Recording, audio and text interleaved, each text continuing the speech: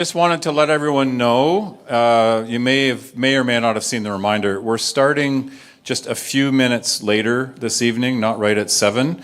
Iftar is at 7:05 for those who are participating in Ramadan. For those who are interested, if you are fasting, the room at the end of the corridor here, we have some dates and water. I think Iftar is at 7:05. And so we will begin the event shortly after that, probably between 7:10 and 7:15. And so if people want to mill around a bit longer, I think it's 7 o'clock now, so we could start kind of making our way into the auditorium. So I will see you again soon.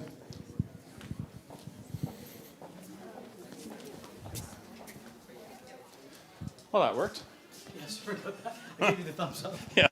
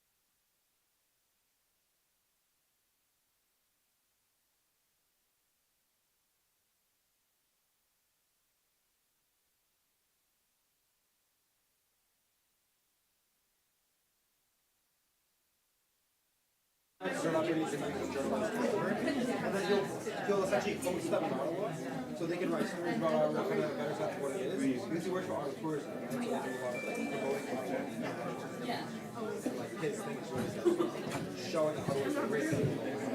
It's just like everything's actually a job. This is the journalism. It's one of those things. If you could get enough people to get eyeballs on it. Good evening, everyone. Welcome to the 2025 edition of the annual Kesterton Lecture. My name is Alan Thompson. I'm the director of the School of Journalism and Communication and head of the journalism program here at Carleton. I'm also someone who didn't bring their glasses. I'll just stand a little further away from the text. This is the 26th annual version of this event, named in honor of Wilfred Kesterton, one of the founders of our school. This year's Kesterton keynote will be delivered by CBC Sports senior contributor Shireen Ahmed, the first sports journalist, the first woman wearing a hijab to deliver the Kesterton Lecture. A lot of firsts.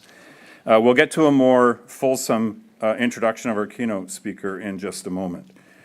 First, let me acknowledge that Carleton University is located on the unceded and unsurrendered territory of the Algonquin Nation. Those are words that you will hear often here at Carleton, and rightly so, but it's important that these land acknowledgements go beyond words and include intention. Carleton's journalism program has taken on board the message of the Truth and Reconciliation Commission, which called on journalism schools to make sure that journalism students in particular, gain a greater understanding of the history of Indigenous peoples, the legacy of residential schools. Courses in Indigenous studies are compulsory for Carleton journalism students, and with the arrival of our newest faculty member, Professor Duncan McHugh, we've also added a new course on reporting in Indigenous communities, delivered in partnership with nearby Indigenous communities.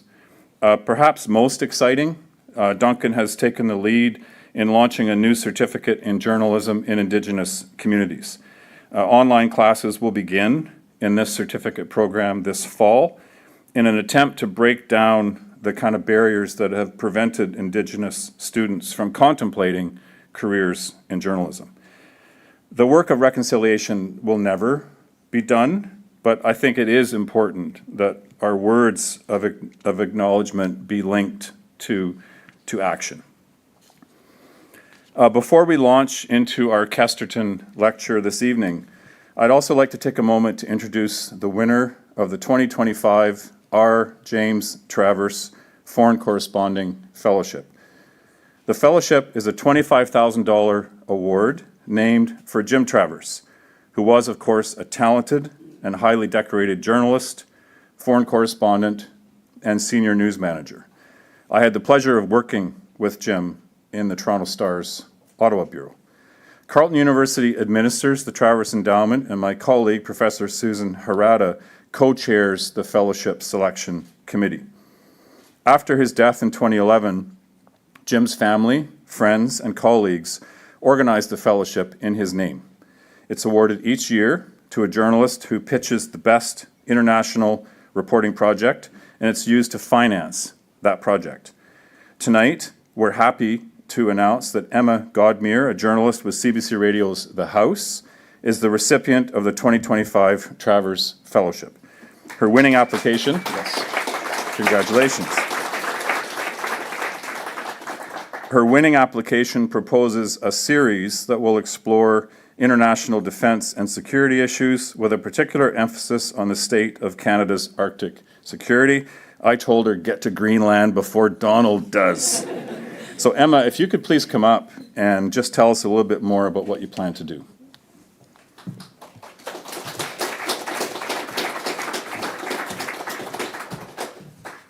Thank you, Alan, and thank you to the Travers Fellowship Committee for this incredible honor. I'm thrilled to embark on this project, especially at this moment when Arctic security has become more important than ever, as geopolitical tensions continue to rise, as Russia and China increase military cooperation in the region, and as pressure builds on Canada to rapidly invest in defense. My reporting, made possible by the Travers Fellowship, will explore how 3 Arctic states are making strides in security in Finland, Sweden, and Greenland. It's a chance to see what Canada can learn from its 2 newest NATO allies and its next closest Arctic neighbor, one that has also been getting plenty of attention from the US president. As Alan mentioned, I'm a journalist with the House CBC Radio's flagship political affairs program, and I so look forward to bringing my work to national airwaves and podcast feeds in the form of immersive radio documentaries, as a way to explore in depth how these Nordic allies defend their sovereignty every single day. And on that point, I mentioned to the committee that I was drawn to remarks that Jim Travers made back in 2003. He said, "Thoughtful public policy discussion is not just for wonks. How we think and talk about issues shapes more than what we decide or how we act. It determines who we are." And so at a time when sovereignty and identity has dominated national conversation, this opportunity to consider how to forge ahead on Arctic security as a country so very defined by its north will very much aim to bring to life Jim Travers' vision. I'm excited to head out in late spring after a federal election, and I once again extend my gratitude to the Travers Fellowship for this unbelievable opportunity. Thank you so much.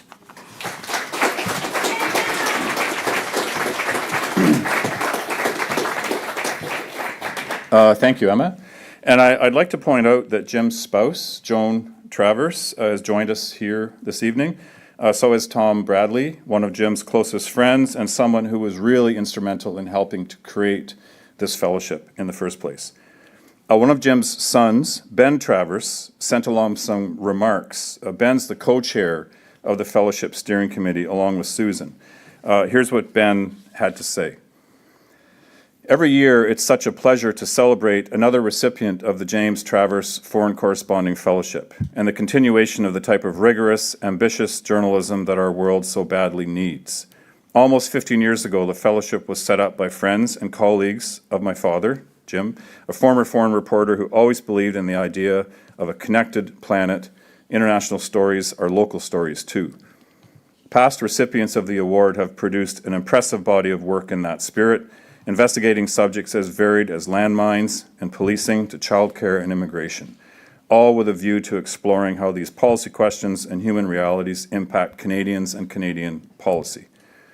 Emma's project proposes to carry on in this tradition. The subject is timely, increasingly vital to Canadian policy, and increasingly a pressure point between major nations in a destabilized world.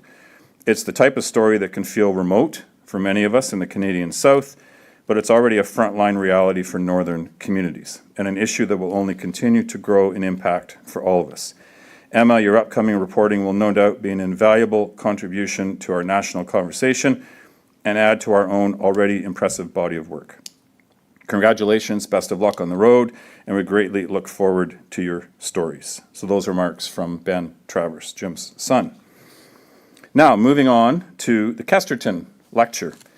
You see Wilf on the screen. That's the only picture we can find of Wilf. We need to plumb our archives, I think, a little bit further.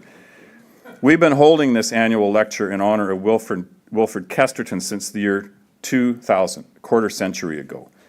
When I was a journalism student here in the early 1980s, some of my students are in the front here, Wilf was still a force to be reckoned with as a professor emeritus.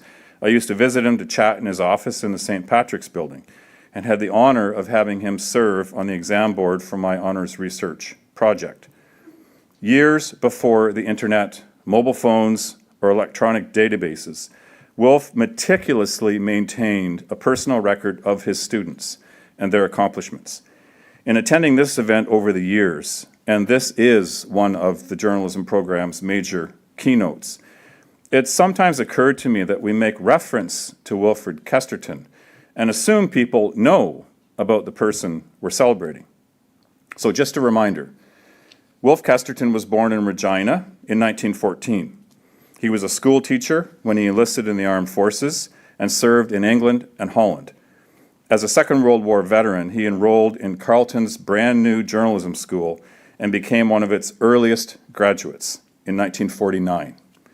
He was hired immediately as a journalism professor, the School of Journalism's second full-time faculty member, and in a very real way, one of our founders. In the next 4 decades, Wilf would help shape this institution. Until his retirement in 1979, Wilf taught virtually every student who went through our program. And through his writing and research, he also helped define Canadian journalism as one of the first to bring serious scholarly attention to the news media in this country. He specialized in media law and journalism history. He literally wrote the book on the history of journalism in this country with the 1967 publication of the History of Journalism in Canada. Professor Kesterton was well known for a lot of things. He was especially famous here at Carleton for his media law lecture on obscenity. I've told this story before, but it is too good to pass up. So imagine, if you will, and you have the picture on the screen, a smartly dressed, neatly combed, exceedingly polite and genteel fellow standing at a lectern.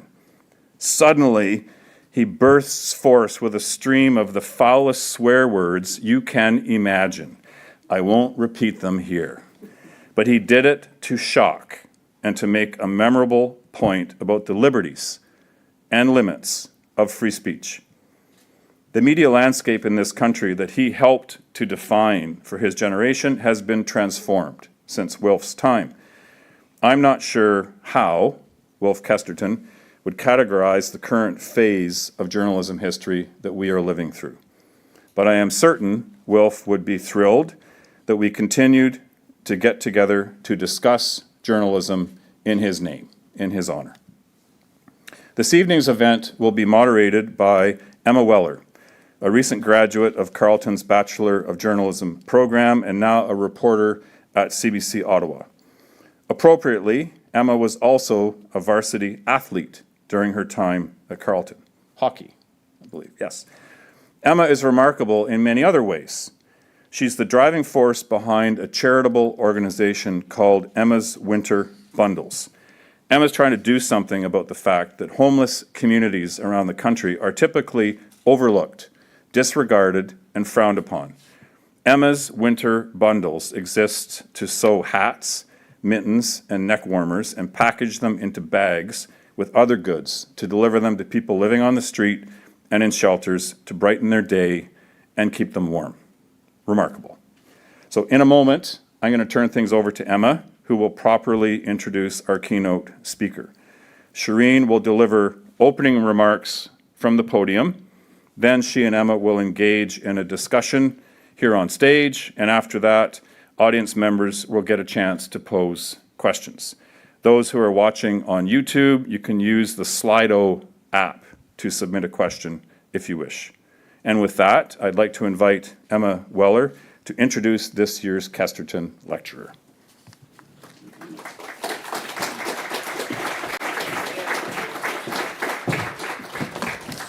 Hello. It's a pleasure to be back.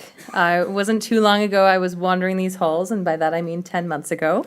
But it's an honor to be here at an event that I know is so monumental here at Carleton. Tonight, we are here to listen and learn from a trailblazer in the world of journalism. Someone who breaks down barriers and has been carving a path, a new path, for young journalists like myself, and also giving the audience new perspectives into the world of sports journalism. Like Alan mentioned, I myself am a recent Carleton grad, now working for CBC Ottawa. But before the title reporter, I passionately identified as an athlete, and did so for a long time. I grew up playing hockey, did so for 16 years, and finished my career here at Carleton with the women's team. As many may understand, as an athlete, you live and breathe your sport.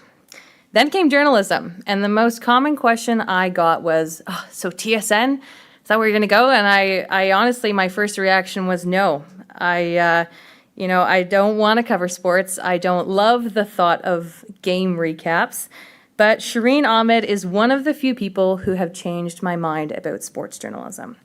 She is someone who pushes the limits in terms of covering sports, specifically women in sports. She started her career on a soccer pitch, just at 5 years old, lacing up her cleats, also as the only non-white player on the field. She continued and played in college, and today she is one of few Muslim women working in the Canadian sports media. She's found a way to cultivate the audience and shed light on issues and topics that haven't been explored. Stories that deserve to be heard and have been in the shadows for far too long. Stories that have lasting impacts, which is the reason many of us go into this profession in the first place.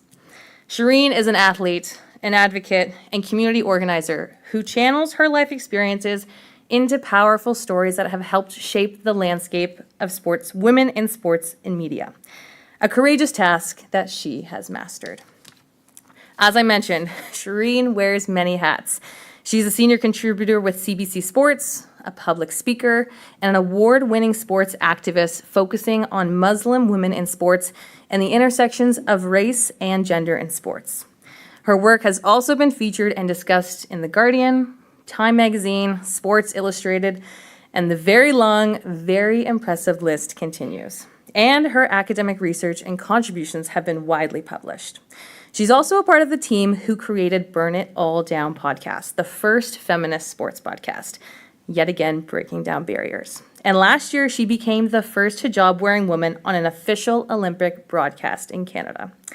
A big part of Shireen's work goes beyond her work in the field. She mentors and inspires. Shireen is a 2019 TEDx Toronto speaker, lectures and presents her work to post-secondary institutions around the world.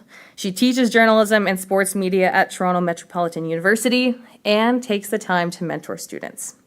When she's not helping change the world through journalism, she's helping lead Sakina Canada on a national scale as an ambassador, an organization that supports women and families who have survived violence. Or she could be found supporting Hijabi Ballers or the Black Girl Hockey Club. And may I add, she does all of this while balancing her 4 children, which I know from personal experience, as one of 4, is not an easy task. Everyone, without further ado, I want to introduce Shireen Ahmed, the woman who has helped change my mind about the power of sports journalism.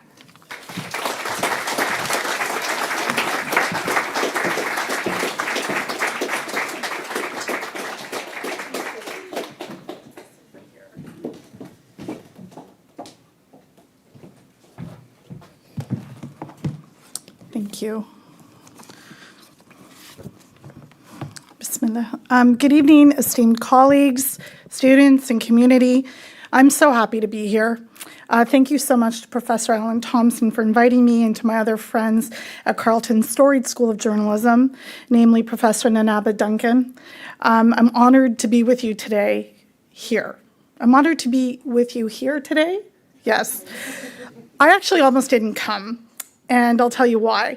Because when Professor Thompson initially emailed me, I actually thought it was a prank.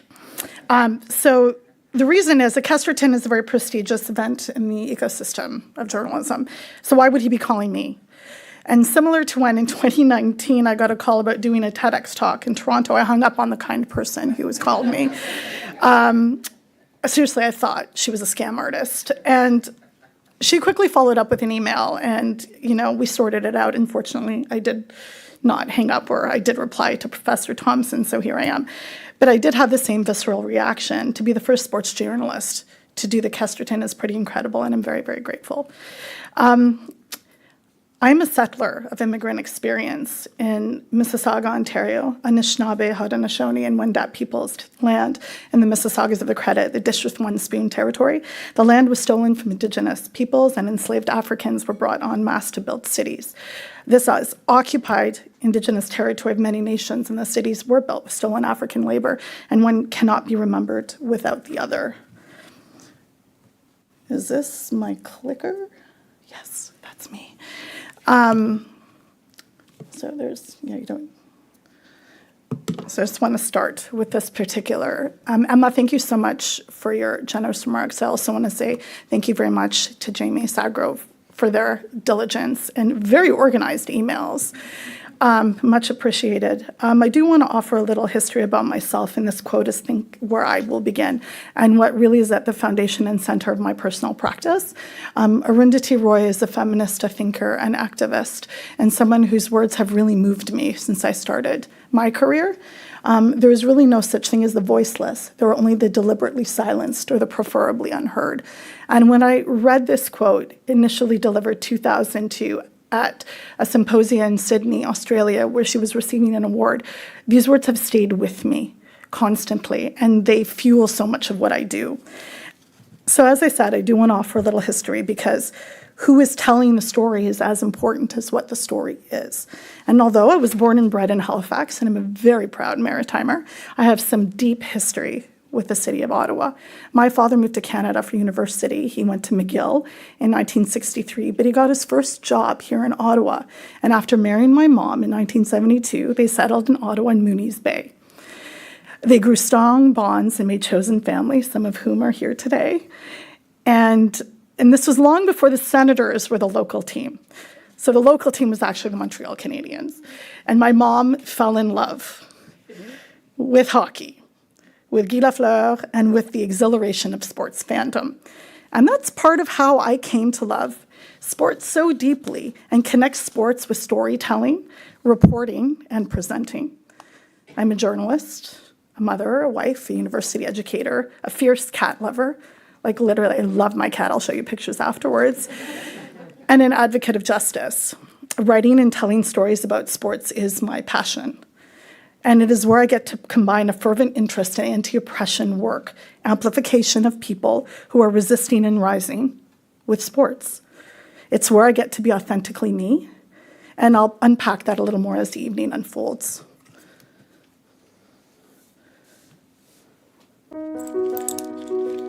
Once upon a time, women participating in the games were labeled impractical, uninteresting, unaesthetic, and improper.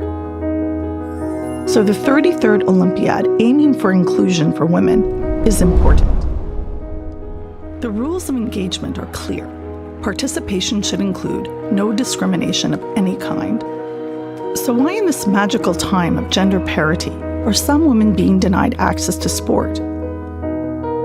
Women in France who wear hijab are not allowed to compete for the French team, nor are they permitted to coach or even be on support staff.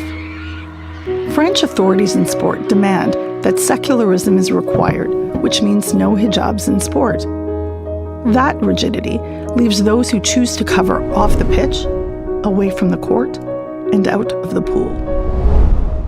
Denying choice of sports attire is the opposite to what advocates have always lobbied for: bodily agency, safety, and freedom from discrimination. For there to be true gender equity, Olympic leaders and host nations must understand that forcing women out of clothing is as violent as forcing them into it. The world is watching, and she should not be denied.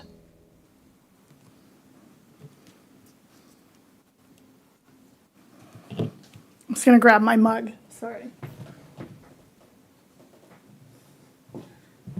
So that was a video essay. One of my passions is telling stories, but as my career has extended, I've been able to try new things, and one of those new things is voiceover work and telling stories through essays such as this.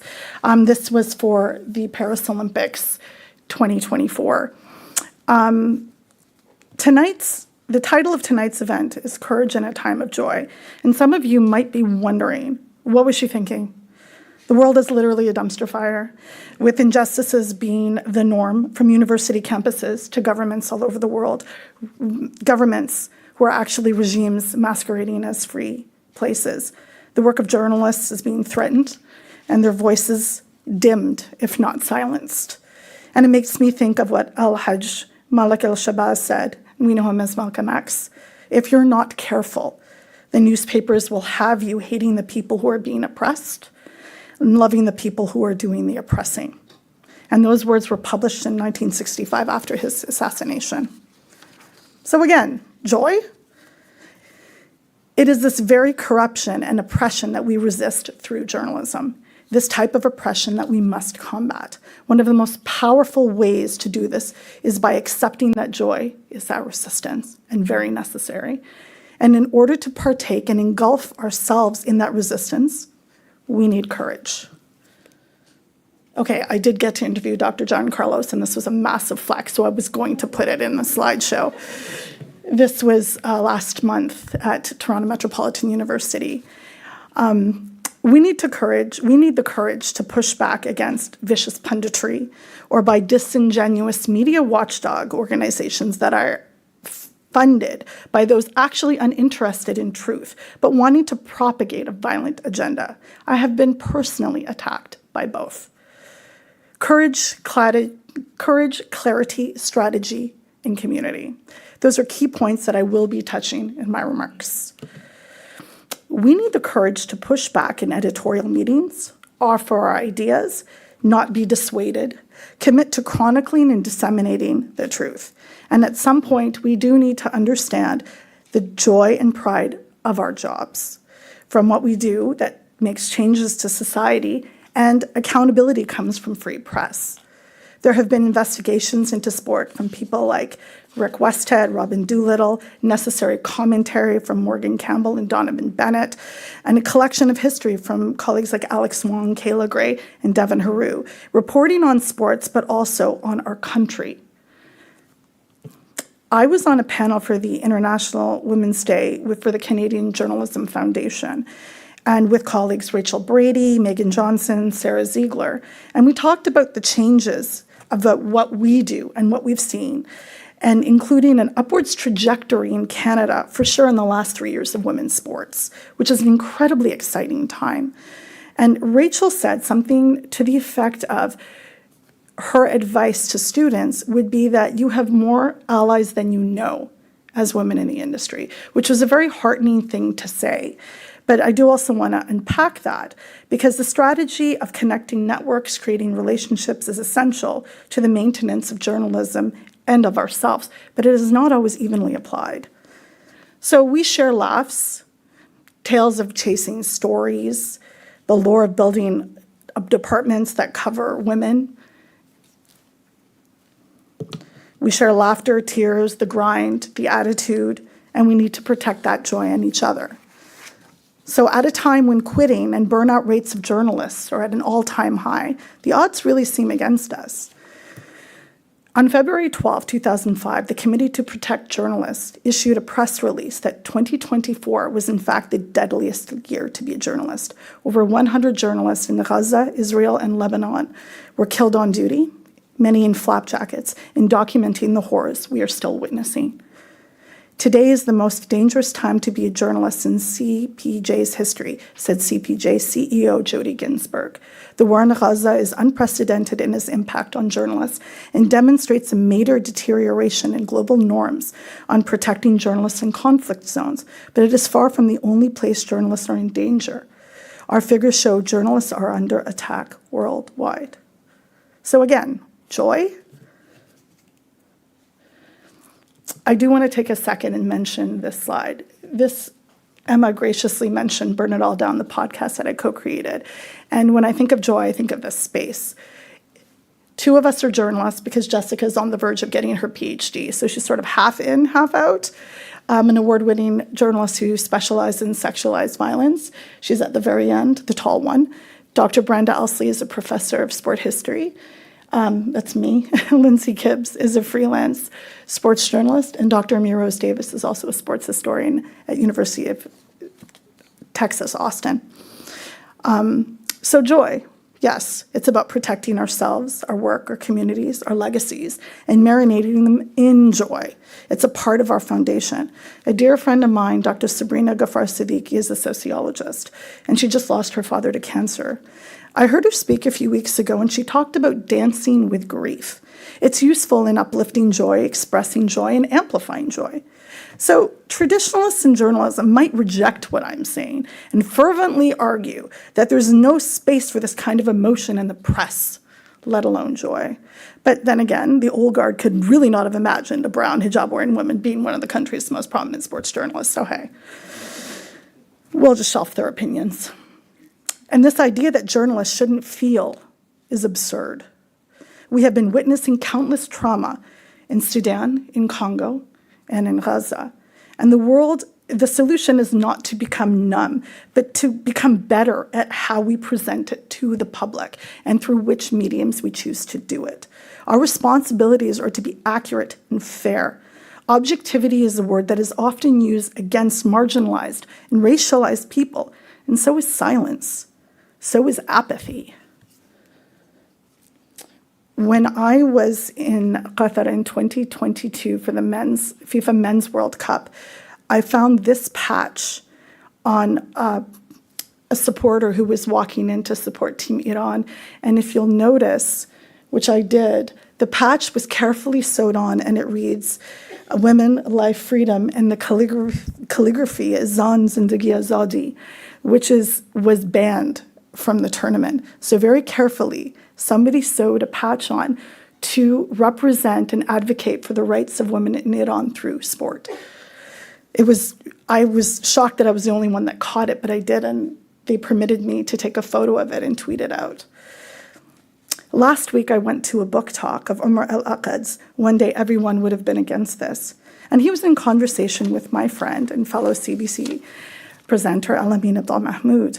Alamin told him that there should be an exploration to the amount of journalists leaving journalism in order to write fiction so they can tell the truth. I can't stop thinking about that. And Al-Aqad is also a former journalist. I tried to talk sports with him after, but the heartbreak when you leave a profession you believe in so dearly to do something else, when that very profession seems under attack and is compromised, is really devastating.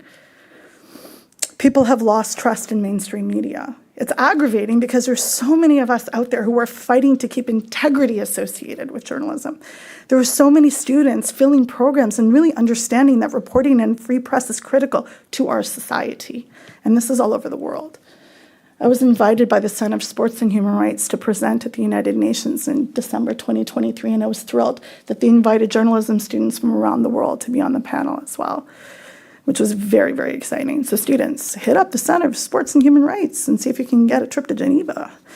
I believe so strongly in journalism and what I'm called to do, and I think the world needs journalists, not just pundits or content creators, although necessary as well, or those just yelling into a microphone, but people who are committed to a process, an industry, and work to find answers. There's a beautiful rise of independent journalism, and it's also very necessary. It creates not just face value, but actual space value, and for people not routinely welcomed into mainstream media. Legacy media, while storied, but it has barriers that have been up for way too long. So as dynamic as the media is, as unstoppable of a tool, it needs to be nurtured. There are forces of journalism like On the Line, The Walrus, The Maple, Ricochet, Passage, The Narwhal, plus many other Indigenous newsletters or Substacks. And they're so precious to the storytelling and reporting of this country. One of my absolute favorites is Sports Politica with Kareem Zidane, a friend, and a colleague based in Vancouver. He runs his own site, and I've guest published a piece on his platform. So I sort of liken it to him. He's a brother to me in a very dysfunctional family. But there is room for all of us, and that's the takeaway. That's something I learned when people said, "Shireen, there was no seat at the table." I used to say, well, build your own, well, I can't swear, it's Ramadan, but build your own chair. But I decided to build a whole new dining room where everyone is welcome, and the food will be seasoned. A way to motivate, support, and to commit to storytelling. A way to nurture, and that press is actually through joy. So this is an incredibly exciting moment for me. My favorite movie of all time is Bend It Like Beckham. And if any of you have seen it, and if you've not seen it, I don't know, and I'm judging you. Why haven't you seen it? But truthfully, the director of this film, the creator of this magical piece of theater, came to Toronto, and I had an interview with her for the podcast. And it truly was one of the greatest things. And the first thing she said to me when I walked in the door is, "But you're Asian." And I said, "Yep." And she's like, "Well, I thought it was a sports podcast." Sorry, I'm butchering her accent. But she had assumed that I was a white cishet man, able-bodied. I'm not a white man. Surprise!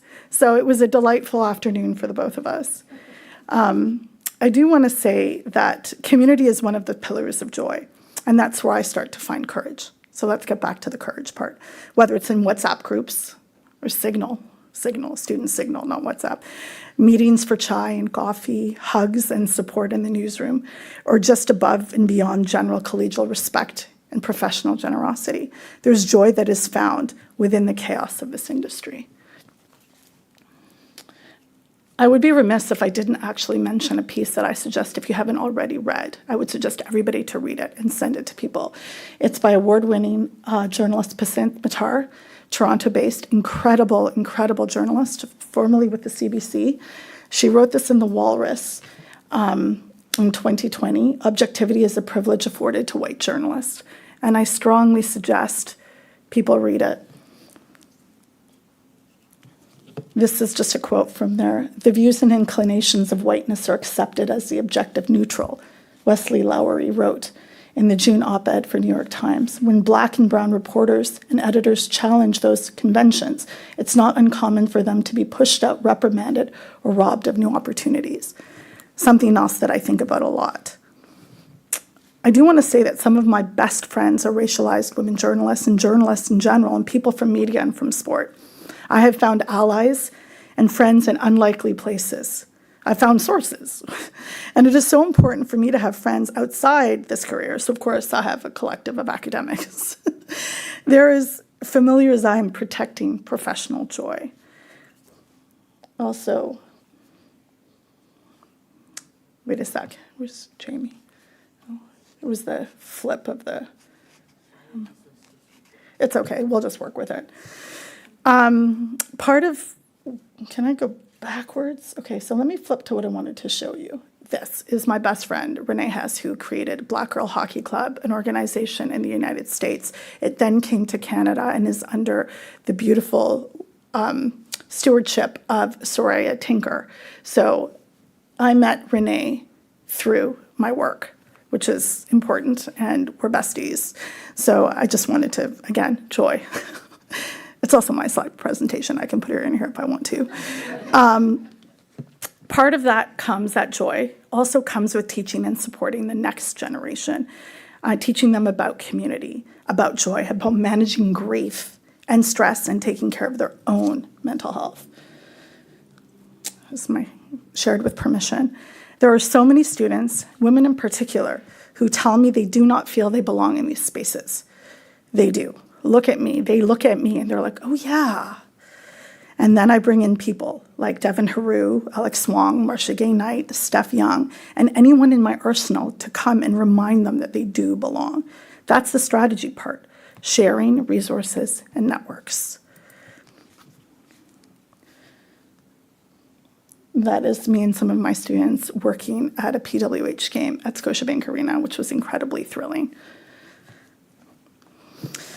There are readers I have who send me emails thanking me for my work and telling me they never saw or made that connection before, and they're also brutal insults, a vitriolic cocktail of misogyny, racism steeped in hate, and I've received death threats and have had to have the authorities involved. It has been terrifying. One of the threats, I said that I should be hung by my hijab from a tree because I write about sports, because I write about the importance of inclusion, because I have and always will believe that women, all women, Black or brown and from the global South, deserve coverage and are important, because I believe in accountability, because that I publicly state that Canadian NSOs, national sporting organizations, are in crisis. I don't stop in so much courage to write or think, to practice journalism. Sometimes it can be daunting, but then I have a very lengthy meeting with my editor whose guidance is immeasurably important, and he doesn't like to be mentioned, so thank you, Patrick Greer.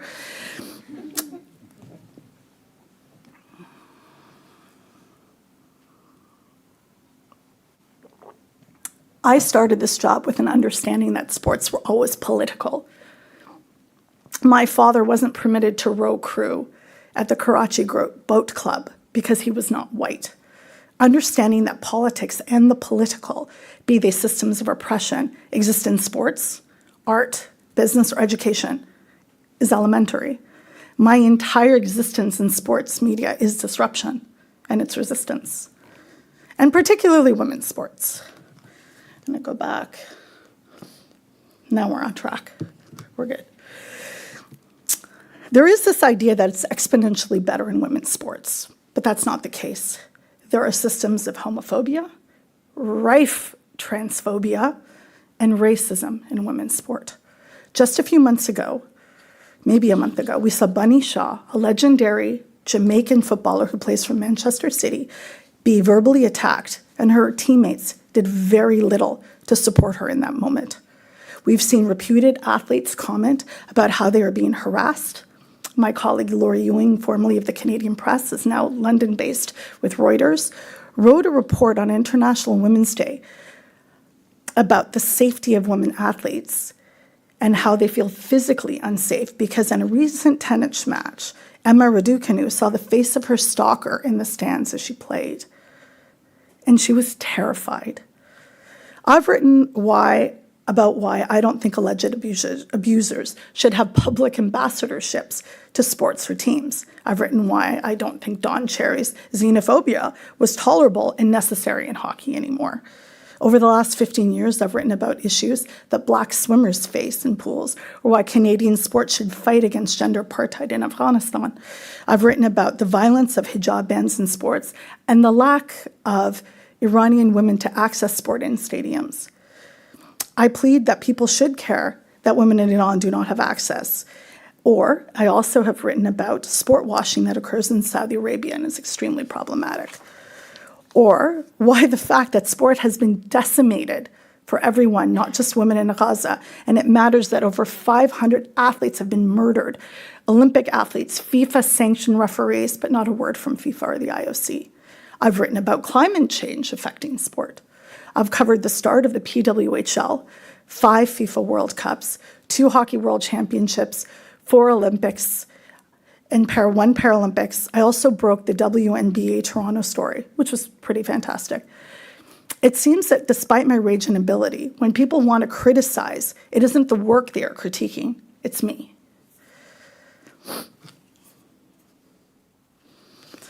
Many years ago, when I was first starting out, a friend, and we'll call him Andrew, and I decided to try an experiment. We both wrote the same statement/opinion on a hockey player and posted it now to a non-existent message board. We both critiqued Patrick Kane because hockey was used as a part of his redemption arc, despite allegations of a brutal sexual assault. Andrew, a white man, got a few remarks of "you're dumb," but I was told I should be raped with a hockey stick. Andrew was extremely upset and even more distraught when I didn't seem surprised at what had happened. But as a woman in the industry, even as an aspiring journalist, I knew what to expect. Now, I'm not trying to discourage anybody, so I get back to community and I get back to courage. The courage part doesn't apply to navigating all online abuse and commotion. That's where the community comes in. Mentors, my own precious crew of talented people who I lean on so hard that I'm practically horizontal, and my family. I'd be remiss if I didn't talk about my husband, Mark, and his absolute support and encouragement, my 4 children, who I'm constantly trying to get cred with, never happens. Also, my parents who are watching. Hi, Mom, I ironed my outfit. And I might have not become a doctor, Dad, but I know you're proud. My father used to tell me, "You don't take direction." And I assured him that not taking direction from men was actually part of my personal practice. But the reality is I've learned so much about teamwork, collaboration, community from journalism. I've learned and unlearned important lessons. And every day I feel blessed to be doing the work I have the privilege to do. So what's next? I'm not entirely sure, but whatever it is, I will be opining, reporting, and telling a story about it. I will be seeking community, I will be praying for clarity, and I will be protecting joy. And I will work, inshallah, and continue on this journey of journalism. Thank you.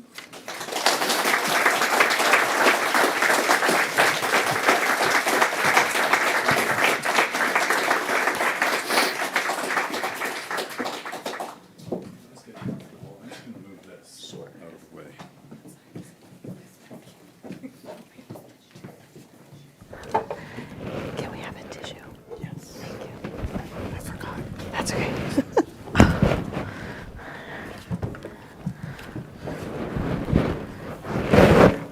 Oh, Is that that's you? my mic. We're just going to wait for a tissue. One moment. I'm so sorry. Ellen, thank you so much, Jamie. Don't fight over her. Oh, no. Did it fall down? Maybe. Is it off? Testing. Okay, we're good. Okay. Well, I don't think I have words to follow that up. I think Al and I whispered to each other just the first minute that video that went up deserved a round of applause. So a round of applause again, everybody, for Shireen. I have many questions to poke your brain with. I think that many want to know. I'm going to kick it off with some of my own, selfishly. And then we've had a few people who have already sent in questions, and we have some people virtually who are going to send in some questions. But I think the question to start it all is where did it begin? I mean, I mentioned sports game recaps is, I think, what someone might think of as what sports, but you dig into such deep topics and where did that begin? I think I've always been a scribe. I always journaled and I always wrote, and I ended up fighting so much in the letters of the varsity newspaper, University of Toronto. They're like, will you just come work here? So I was like, okay. So wanted to get involved that way. I didn't commit to it fully, and it's something I actually regret that I didn't do more than just write letters to the editor. But in terms of sports specifically, there was one writer who really caught my attention. His name is Dave Zirin. And Dave is a personal mentor and a very dear friend. And he's the sports editor of The Nation in the United States. He wrote about the collision of sports and politics. And I remember writing, and he had a radio show. It was kind of before podcasts. I'm aging myself, but I was born in the 1900s, okay, everybody? So I saw what he wrote, and then along those lines, I started to sort of sharpen my own writing, and I was very fortunate to encounter a Turkish woman named Sertaj Selikoglu, who was doing her PhD at Cambridge, and she had done her master's at U of T, so we had some friends in common, and she asked me to write for her blog, Muslim Women, in Sport.ca, and I thought, okay, I'll create this content and I'll write. And she was wonderful, and she really encouraged me to think deeply and sociologically and historically and think about context. And I started to befriend academics whose work I rely on so heavily and who I respect and have created wonderful relationships with. I met people like Dr. Janice Forsyth, who's an Indigenous scholar and is actually a treasure. And, is not just in society, but academically, and her contributions to understanding how dangerous colonial practices are in sport, to understand history. She was the one that actually called out the Lou Marsh Trophy from the Toronto Star that offers it to the top athlete of the year. She's the one that pointed out that Lou Marsh was anti-Semitic and racist to the core. And I didn't know this, which is really funny because this year I sat on that actual committee. So it's called the Northern Star Award, but Lou Marsh's theory and practice is still taught in journalism schools. And this is a dangerous person. So while we talk about respecting the history, I think we have to understand the context around the history as well. So there's another person who I've been deeply influenced by, my co-host of Burn It All Down. And then other writers, Morgan Campbell is somebody I mentioned whose work was really immeasurably important to me. And there's so many people that I'm privileged to be able to be like, I know them. And once upon a time, Twitter was not this, abyss of fascism. It was actually this really cool place that you could network and meet colleagues and friends. And I did, and that was wonderful. And I feel like it's one thing to read those things and let it resonate, but I think it takes courage to act. Where did you find the courage to turn it into your own and make it your own? I don't know if I particularly knew that it was courage. I just did it. The best way to get me to do something is to tell me that I cannot do it. And I think I was discouraged enough just by society and generally greater community to be like, what are you going to do in sports journalism? Like, what are you going to do? You? Do I look like a sports journalist? Yes, of course I do. I am one. But I was like, no, I will do this. Ultimately, I didn't like the way the stories were being told. I didn't like them at all. And so I was like, I'm going to do this. And I didn't go to J school, which is funny because I teach there now. And I didn't go there. I studied political science, and at the time it was called women's studies. It's now gender studies. So I just was like, I want to do this. I want to wrestle with these stories, and I want to do it in a way that honors not only the subject but respects journalism, because they were so badly done.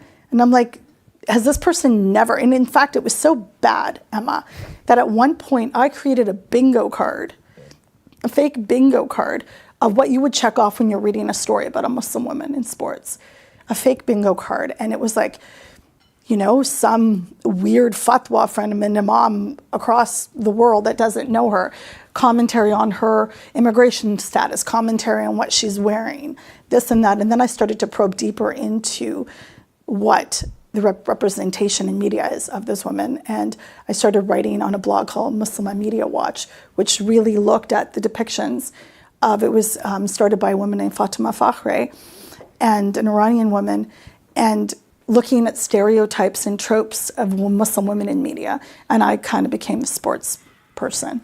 So it went from there, and then it sort of went in. And then particularly after the murder of George Floyd, I'd been working in the United States and in England. Canadian media is very difficult to break into.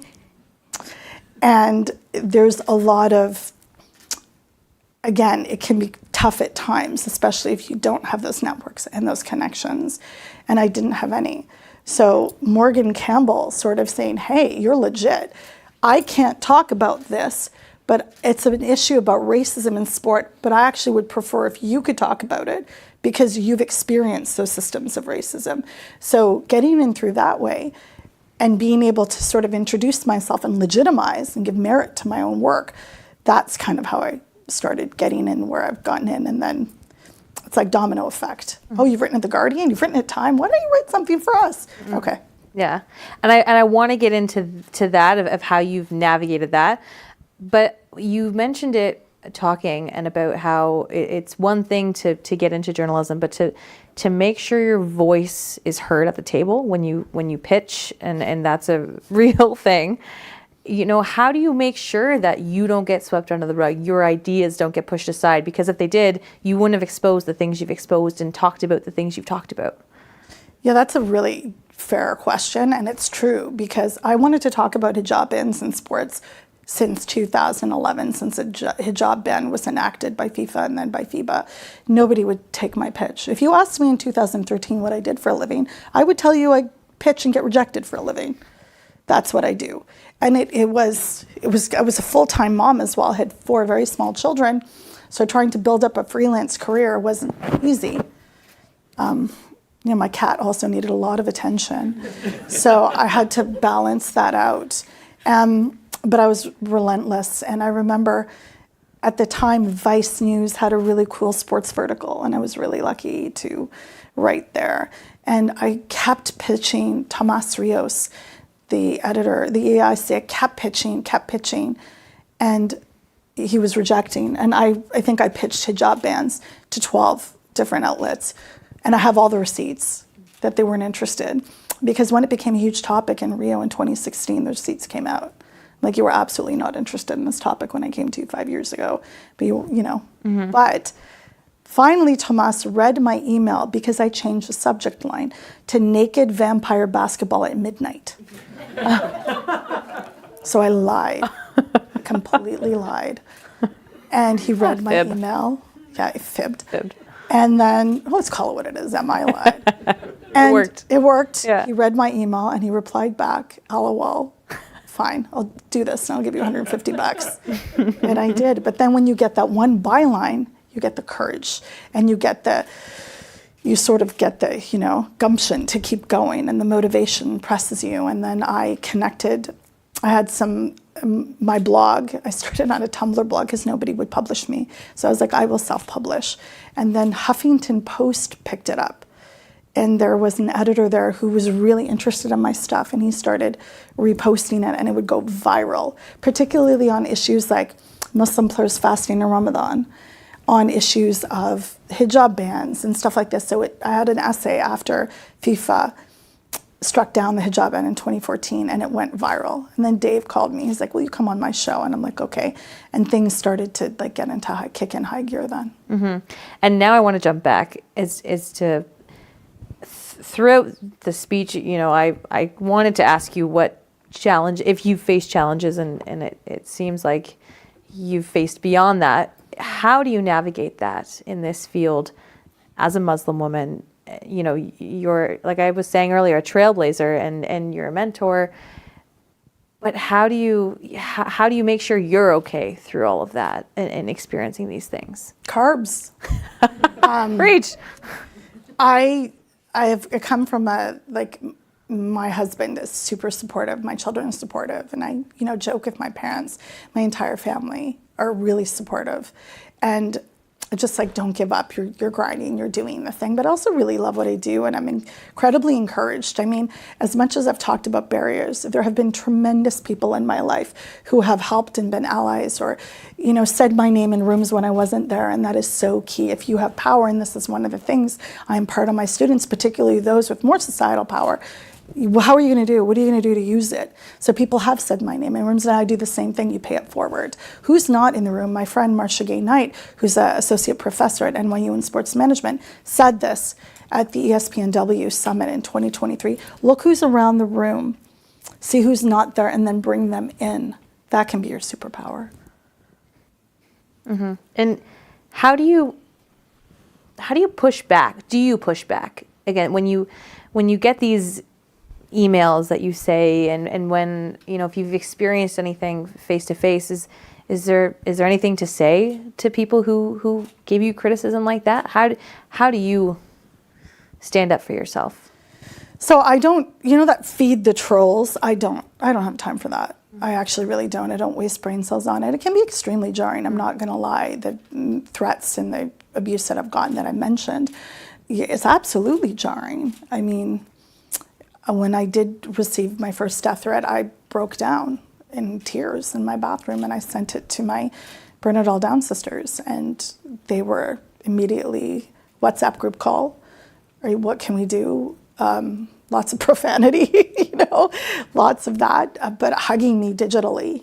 And I think looking at it in a certain way, and then there would be times that when Twitter, again, I used a lot, if I got emails that were really racist, I would just screenshot them and share them with my 35,000 followers. I wouldn't delete the names. Why would I do that? If you're going to come at me, be transparent about it. I will publish it. There's no ban on publishing something that was sent to me.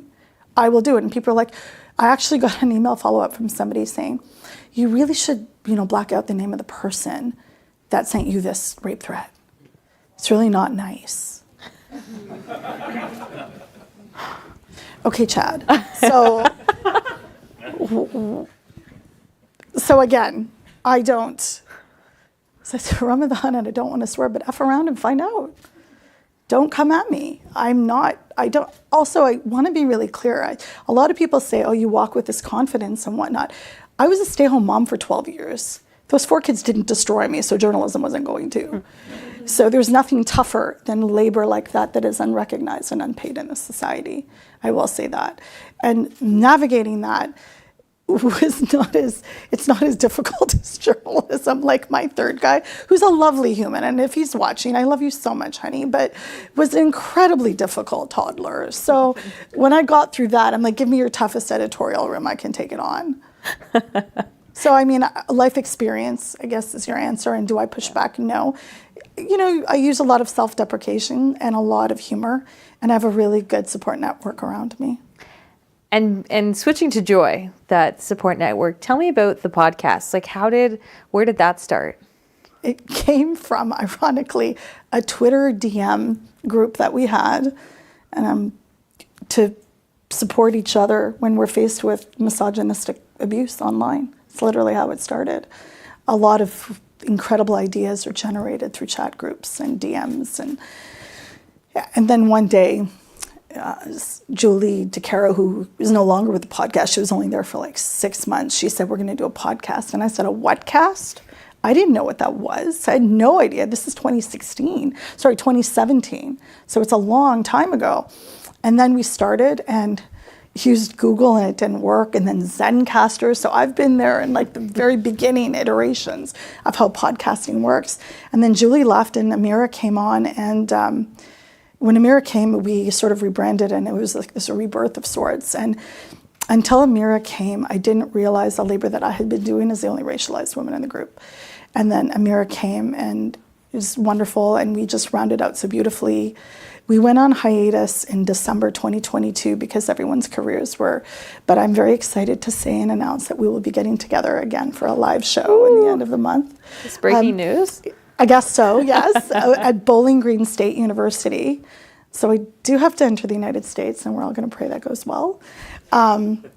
But we're going to do a live show there, and there's magic with those women. So you want to talk about joy. I probably will cry. I cry a lot when I see them because I'm the only Canadian, so I don't get to see them as often. They're wonderful, and I've learned so much from them. So, when people say you're vanguards in the space, I really appreciate that, because the amount of work, over 2,000 hours of unpaid labor went into those episodes.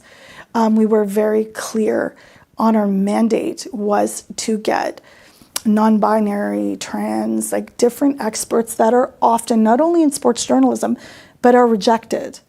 People overlook people in the margins, and to say, no, you're an expert, you will come on the show and talk about it with us.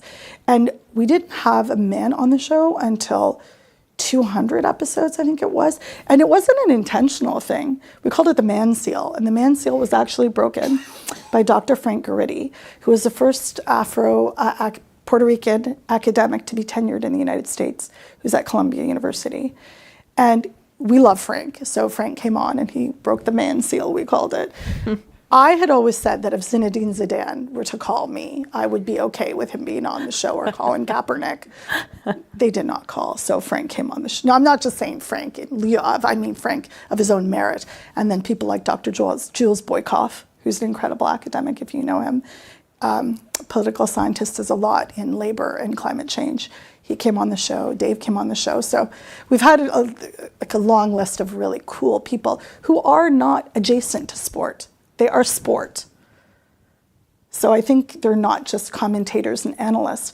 They're sociologists, historians who give us context. They're so important to the world of sport. I mean, if you're restarting, Kaepernick can still call. I'll take that call, friends.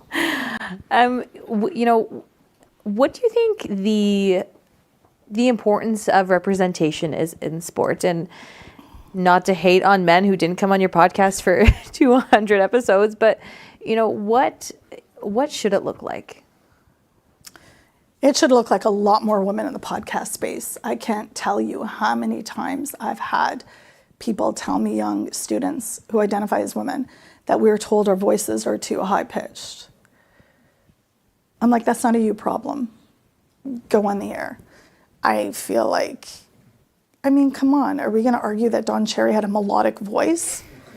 I'm sorry. I know I keep hitting that note, but really, and I think this idea of you don't belong here, oh, that won't suit you. How do you know unless you try? You miss 100% of the shots you don't take. I didn't know I would fall in love with podcasting. I didn't even know what a podcast was. I love it. And now I'm always bugging the CBC syndication people to let me on because I love and miss radio so much, and podcasting. Nanab, I see you. So I really think that that's important for people to unlearn what they think they know. As much as we talk about learning, unlearning is as important. Mm-hmm. And was there a baby? Oh, there's a baby. Is there a baby? Is that a baby? No.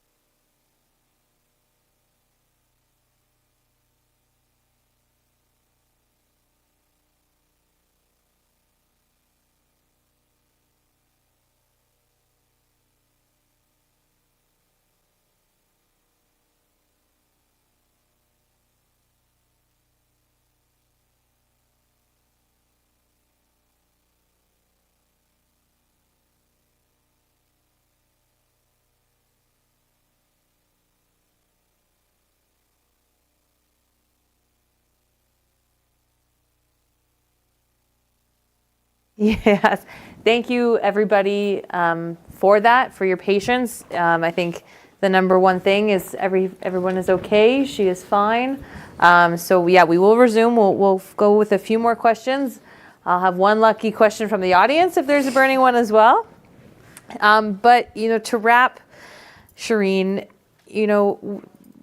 throughout the conversation, we've heavily established your successes, but being a mentor and a teacher, if you could have students walk away with one lesson from the conversations you have with them in the hallway or you standing in front of them, what would you want that lesson to be?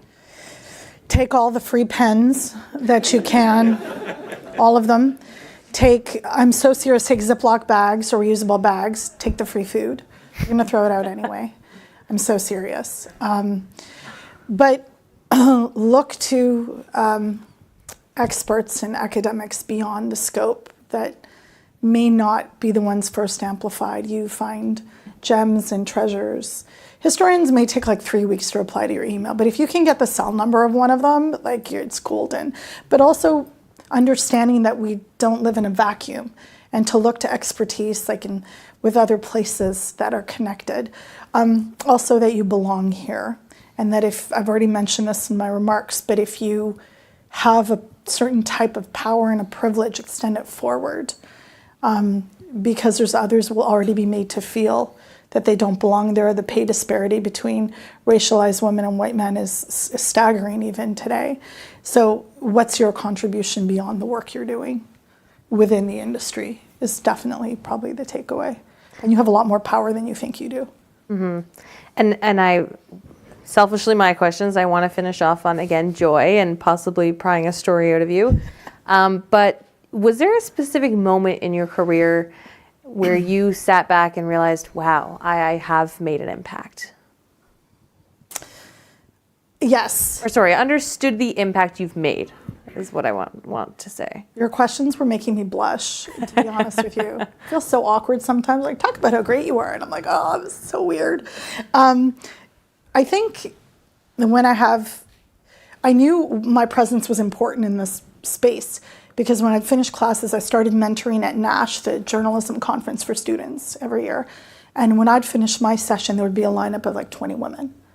And all the other men on the panel list would just leave. But for me, and I was like, something is not hitting the mark. And within those places and times and conferences I went to, people would disclose everything from abuse at their university paper to maltreatment. It was like, wait, but I was the person that they felt comfortable enough, and I didn't even know a lot of these students. They were not from my university or my town. That was kind of stunning to me.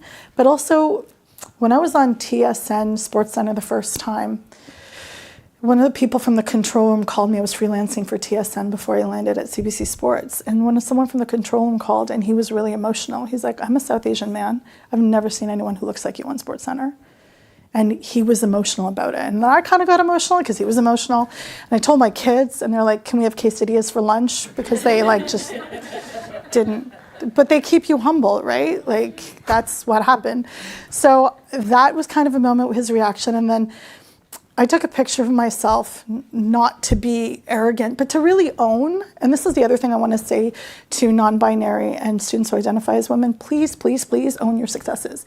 Don't mistake your success with arrogance. We are taught to be really humble. If you work a story, own it.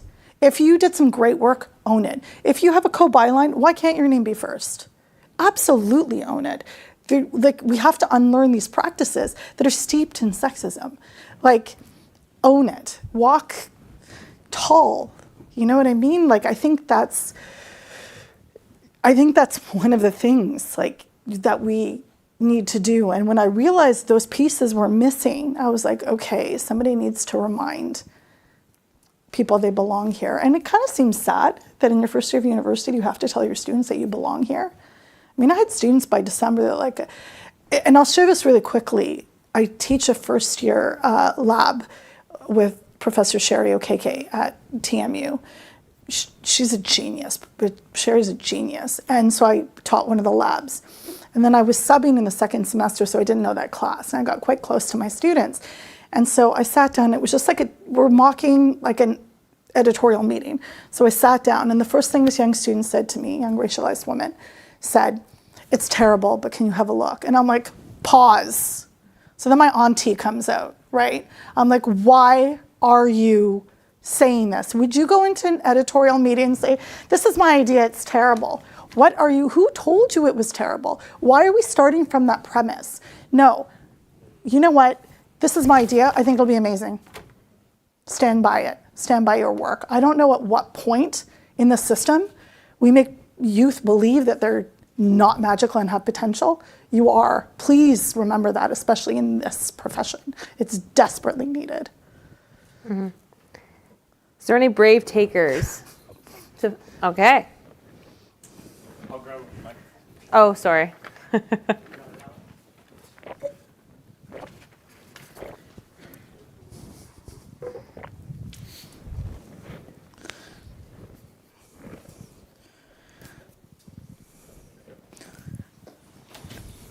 As you may know, there's a federal commission underway right now on the future of sport in Canada. And they're holding consultations, they're traveling, they're considering doing a national conference. The lens that they're looking at overwhelmingly is the perspective of safe sport, which can mean any number of things. What would you tell the Commission on the Future of Sport about how we make sport safer in Canada and maybe more accessible? I think the first thing to do is recognize that there's an intentionality to move forward, and the Commission itself is meeting with different groups and stakeholders across the country, which is really important, and wanting to talk to people who have sort of survived and navigated different situations. But the difficulty is when you go there, have they established trust to be able to do it? The disclosure for abuse, whether it's racialized abuse, it's sexual abuse, if it's any type of verbal, psychological, or maltreatment, the systems that were in play to report, they're not respected or they're not trustworthy. So you have something like people who are committing the offenses doing the investigations on the offenses that were committed and finding themselves. Well, we'll just start another committee. So it's really, and then the other problem is accountability. That's what I would say to them, that look, we see men falling upwards. We see abusers in the society, alleged abusers, just switch teams or go other places and not really be held to account in the way that they need to. And justice isn't always restorative, and it's not always what will make us feel right. But the intention in this country and what's happened and what we see in sport again and again, whether it's gymnastics, whether it's hockey, whether it's soccer, whether it's pay inequity, what's racialized abuse, lack of wanting to take those firm steps. And we could have a whole other panel on commodification, militarization of sport, and capitalist principles are at root really disingenuous security of sport. I mean, don't even get me started on FIFA or the IOC, or well, now I've gotten started. But my point is,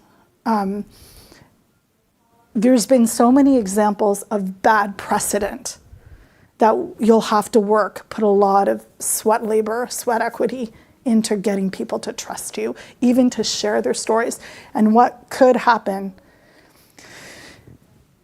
is people won't be as forthright as they ought to be. And my fear is that those things won't be reported to the Commission. That's my concern, because what have they in fact done to build that trust up, other than have maybe people connectors into different communities? Because I can't tell you how many parents have called me that their child heard the N-word on the ice and they're 12 years old or 11. I hear reports that all the time. It's absolutely unacceptable. I talked with them about this, I think. The first time I was racially abused, like really staggeringly, I was on the soccer pitch. I was 11 years old. I'll never forget it. It was 47 years ago, and I will no, 37 years ago. Sorry, my math is bad. I won't forget it. So that's what people associate with sport, right? And it is part of sport. So the Commission has a lot of work to do, And I think NSOs in this country, when I say they're in crisis, they need to look at their boards. And what happens is, and in particular with Soccer Canada, I can use this example because I've been covering that team for a very long time. People make a mess and then they walk away. And I can say, because it's on record, Nick Bontis is now working with Victor Montagliano at FIFA and CONCACAF. So made a mess here, disrespected Sinky, and then got a pay raise? I can't wrap my head around that. Like, you know, there's a lot of things happening underneath my hijab in my brain that I'm just like, I don't. And it happens in every sport. So I don't have an answer. I have a lot of thoughts. I should probably email them.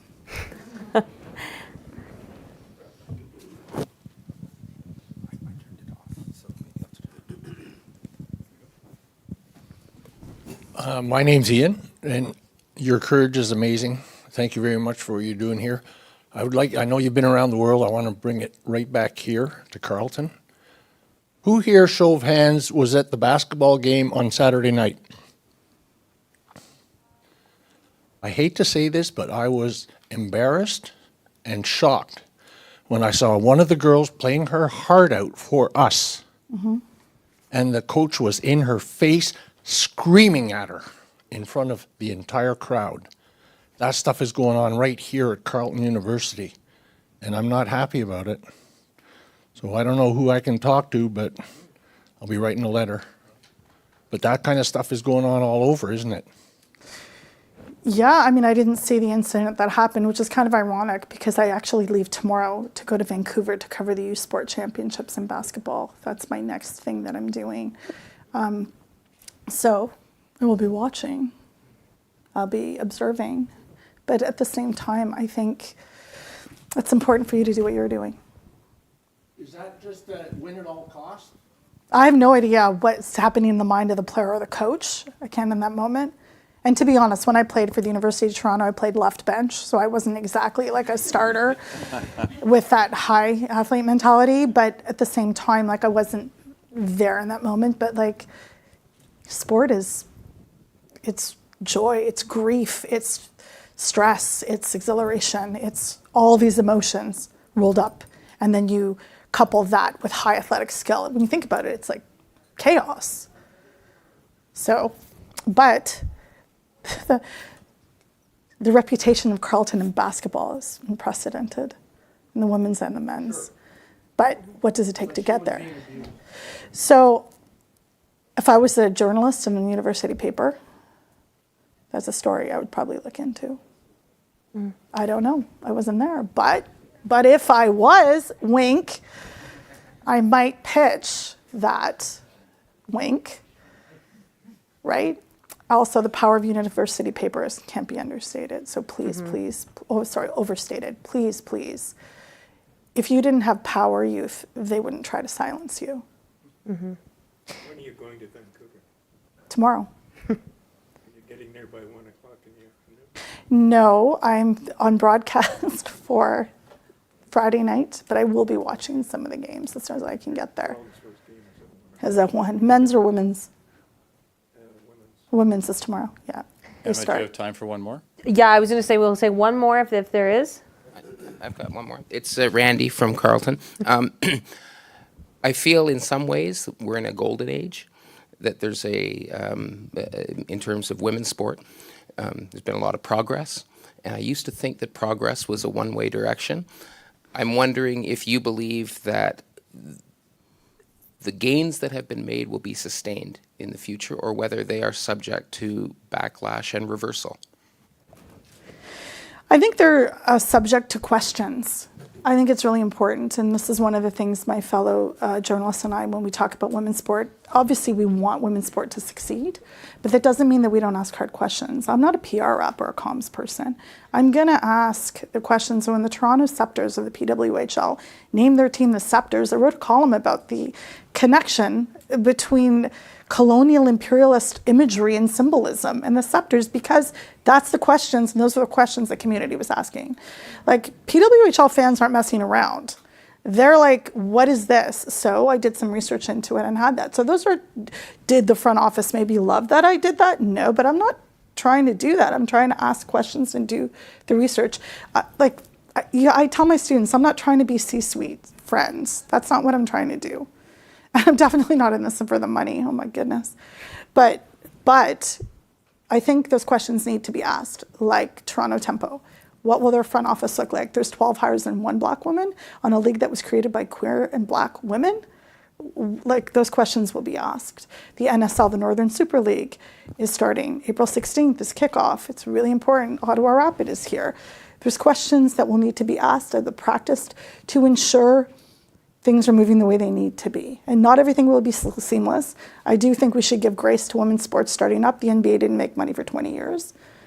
And everyone's like, oh, it's a failure. Everybody calm down. It's the first year. So with progress should be, I'm a big believer in accountability and transparency. On that note, I think we are going to wrap for the evening. Like I said at the very beginning, we were here to listen and learn from a trailblazer, and I don't know about you, but I did just that. And I didn't meet Shireen until tonight, and we spoke briefly on the phone the other night, but it's a pleasure to learn from you and be a 22-year-old in the footsteps behind you in this path you've created for us young journalists. So it's an honor. Thank you. So everyone, a round of applause, please. Thank you.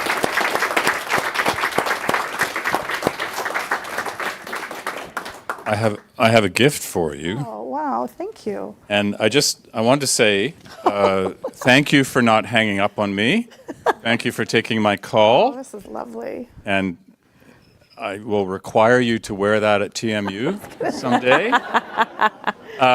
Shireen, thank you for doing this. It's been amazing. And first of all, thank you for bringing us joy. Our mutual friend and my great colleague here at Carleton, Annabeth Duncan, taught me a very important lesson a couple of years ago. She starts every class by asking her students, what's bringing you joy today? And the first time I saw her do that, it made me realize I've been missing something. This is how you should be beginning a conversation. So thank you for bringing us joy and for changing the way we think about sports journalism. I talked about the firsts of having you here. We are remiss in 25 years in not having had a sports journalist. But I think you also taught us that you are talking about political reporting. You are talking about business reporting. You are doing social justice reporting. You're doing human rights reporting and covering sport. So thank you so very much for being here today. Thank you.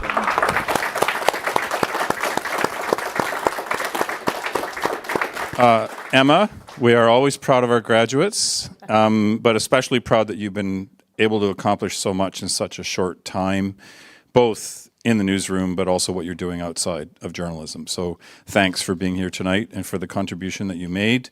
Events like this take a lot of people to put them together. Thanks especially to my colleague, Jamie Sadgrove, for all of the event coordination that made this work. Our TLS Media Tech team, this has been a flawless evening, and someone even thought to put up a slide when we had an emergency in the crowd to tell those who are watching on YouTube what's going on. And thank you to Carleton's emergency services and those in the audience who were able to help out at a time like that. So finally, thank you to all of you for coming. I'm especially gratified to see like a whole row of first-year undergraduate journalism students in the crowd. And that brings us to the end of an eventful evening. So thank you very much, and we'll see you hopefully again next time we do this at Carleton. Thanks.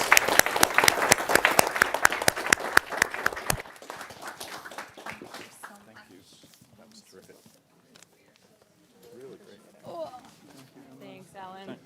I can hug you now. You're not a student anymore.